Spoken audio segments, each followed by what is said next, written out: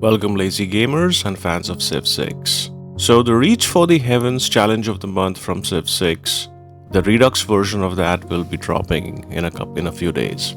And I wanted to spend some time and talk about that challenge and what to expect, and what the changes are going to be, and how that changes our original strategy from the original challenge. The first Reach for the Heavens Challenge of the Month, it dropped from mid-May to mid-June this year, and it was to try to win a culture victory on Prince and Emperor as Khmer. This challenge was actually curated by Potato McWhiskey, and I believe the AI civs that you played against were locked. The AI civs you played against in this challenge were fixed. There was Canada, Cree, the Dutch, the Greeks, actually Pericles, Gandhi, Korea under Sanduk, and I think Sumeria. And essentially, I'm not sure if this Redux is going to follow that same pattern and there will be the same AIs, but let's assume that it is going to be the same AIs that we'll play against for this version. The original one was actually Prince, and you could play on Prince or Emperor. So I'm fully expecting this Redux version to be a DD level challenge. But again, it may very well not be. Let's see how that actually comes out. I know that this challenge was a classical era start where it makes a few things easy, it makes a few things hard, but the map was wetlands, and actually the wetlands map is pretty much one of my favorite map types to play. And considering that Khmer has a bias for a lot of rivers, or it has advantages rather, playing on rivers, the wetland map suits Khmer very, very well. There are a few map changes with the Redux we'll talk about in a bit. But let's just briefly talk about Khmer. So Khmer's main abilities are Monasteries of the King and the Grand Berets. The Monasteries of the King ability is holy sites, if placed on rivers, get a natural adjacency, get a +2 adjacency, I believe. And they will culture bomb your tiles, and so it's a good thing. And you get food equal to the adjacency bonus, which actually helps growth. And yeah, 2 housing if you're on the river. So pretty much placing down holy sites on rivers is going to be pretty much a given with Khmer. The other Grand Berets, all cities with an aqueduct get 1 amenity from entertainment and 1 faith for every population. So again, tall cities with an aqueduct, you will just basically get faith and a single amenity that helps. Farms adjacent to the aqueduct give you 2 food, and you get +1 faith if the aqueduct is adjacent to a holy site. So a natural placement of cities around rivers pretty much puts a holy site, aqueduct, and a city center in like a natural triangle. You could have situations where it's in a single line, but I think a natural triangle just plays well. There is a lot of synergy in that placement, as long as you can build it, pretty much. Which means all land around, wherever you see rivers close to your empire, that's going to be a potential city settle for Khmer. The Domri is a unique unit, which I think I'll skip talking about it because I think it's not going to be as relevant here, and we talk about that in a bit. But the Prasad is probably one of the best buildings in the entire game. It's the temple replacement for Khmer. It gives you 6 faith, which is a slight buff for a temple. But besides the non-normal Apostle and Inquisitor buys that you can do, you get 0.5 culture for every population in the city. And after flight, you get 10 tourism if the city is 10 pop or higher, and 20 tourism if the city is 20 pop or higher. Which means the number of cities you have in Khmer Empire is not as important as to how tall you want to make them. You want to get all Khmer cities at least to 10 pop. Ideally, you want to get them to 20 pop. If you have 6 to 8 cities at 20 pop or higher, that's pretty much a recipe for Khmer winning. So since Khmer wants to go tall, you typically want to space out cities not at the usual 4 gap. Probably maybe like a 5 or even a 6 gap might be viable.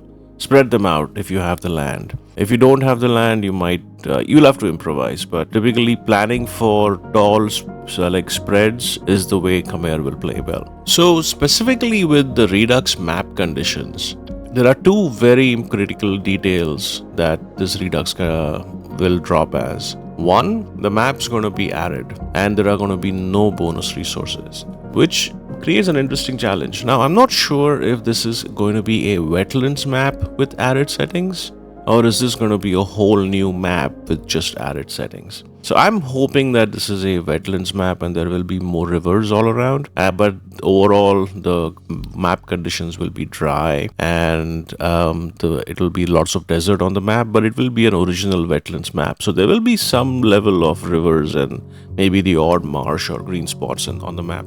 But it may very well not be the case, which means that Khmer will be disadvantaged and maybe may not have as much land or like good land enough that Khmer can capitalize on. Because there will be no bonus resources anywhere on the map, it's going to be, I believe that growth will be very, very challenging, which means, so do we have Khmer's natural ability does generate food, so we want to leverage that as much as possible. There is also a possibility to rely on preserves for growth. Typically, the grove building, if you can put down a preserve, wherever you put it down, the grove in a preserve gives you 2 food, which actually is pretty impactful in the early game if you can build it early enough. And that might be a strategy to rely on as Khmer in this case. Since there is more desert, I'm expecting if there are more desert and more rivers, there could definitely be more desert floodplains, possibly a little less marsh all over. Among all pantheons that Khmer could leverage this game, if you have the rivers, a river goddess pantheon is always strong and it's probably the best default pantheon for Khmer to pick. Pretty much all other pantheons are situational and RNG dependent, depending on where you spawn, what turn time you get it. But depending on whether you do have camp luxuries around, the camp pantheon could be good. Lady of the Reeds and Marshes is typically a great pantheon on a wetlands map, but it will be impacted by the added conditions, I guess. But considering that the housing and the amenities, we want to grow tall, I think the River Goddess pantheon is probably going to be the way to go. But we, depending on the map conditions, depending on what the RNG throws at us, we will have to improvise. The other Redux condition, which actually threw me for a loop when I read this, is that military units beyond warriors and spearmen are disabled. Let's think about what that means. So you cannot build warriors or spearmen, but spearmen are available at bronze working. So I'm guessing that any units that are after spearmen or after bronze working or after that line, essentially, I'm expecting that the only units I can build is warriors, spearmen, slingers, and archers. I don't mention it, but I'm just making an assumption that might be the case.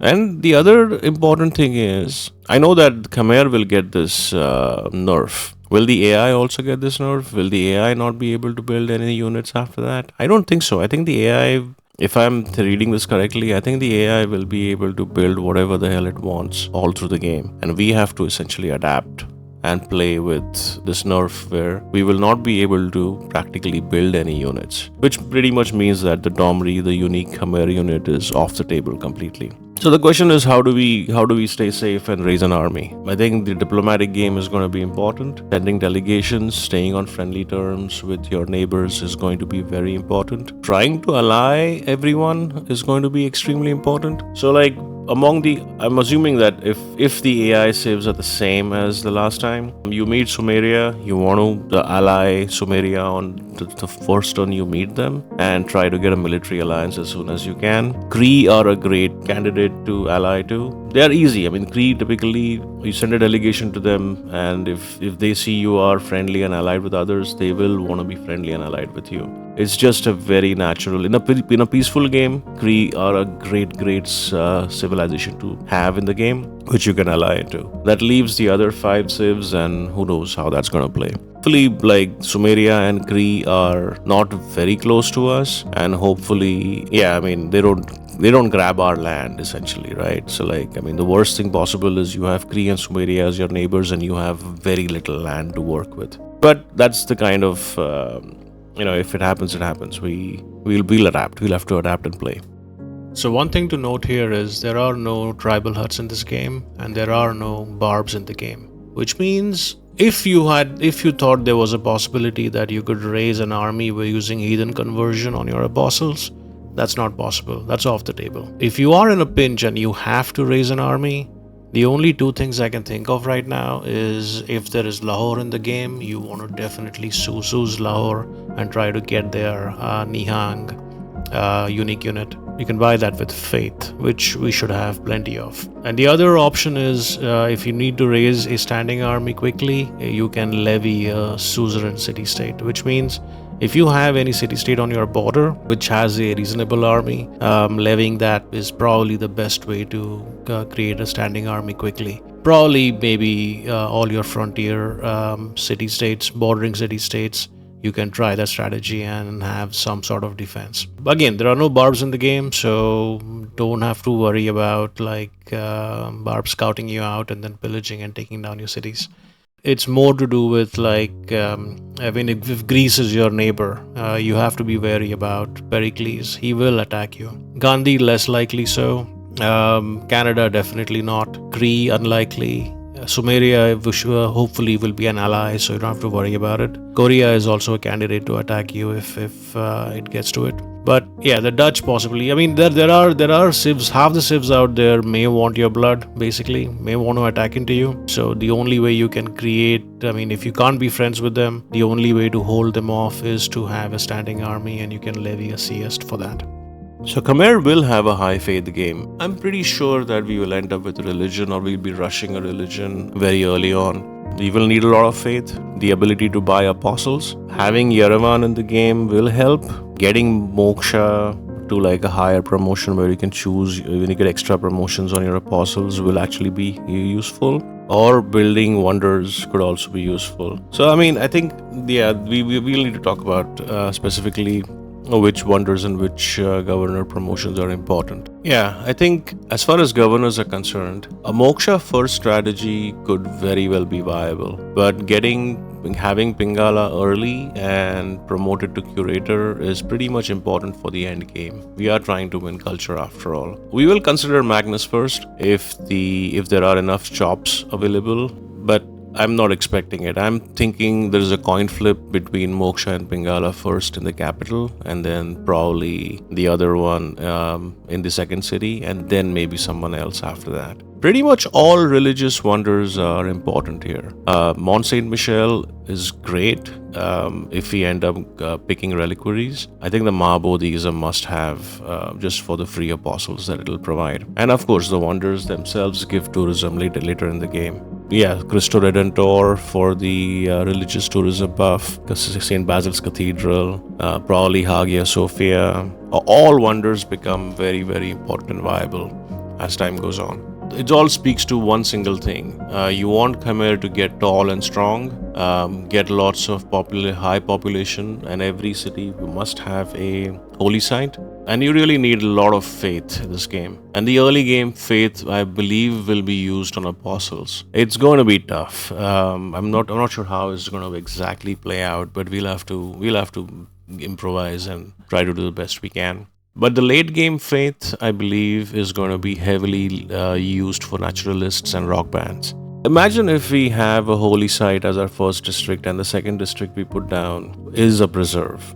Right, our first two districts are holy sites and preserves. If that is our strategy, then having a play around national parks would actually work. Could be very viable here. In which case, late game, having naturalists, having the room to actually build preserves or to build national parks is important. Again, we could very well be land limited or depending on what the map conditions are. So one thing we know is the original Reach for the Heavens, the map conditions were different enough that you could re-roll into different spawns. I don't know if that's going to be true in this case. There's a good possibility that the map is going to be locked, your start position is going to be locked, and you have to pretty much play from there. If that is the case, then our choices will be made for us when this game starts.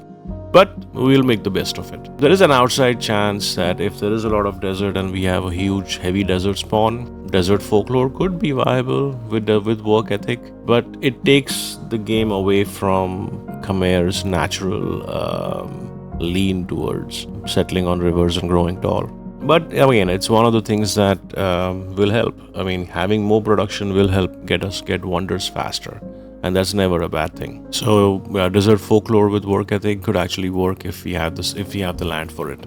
So, like, things to consider here: if we can't build a military, all the boosts related to military units will be off the table. The science game is not as important here since it's a culture victory game, but we will be heavily nerfed on the science side with the techs that we need, and we just have to be cognizant of that. So Khmer wants to go tall. The best way to play Khmer is to play very, very tall as possible. So we need to prioritize amenities and housing a lot more than any other game than before.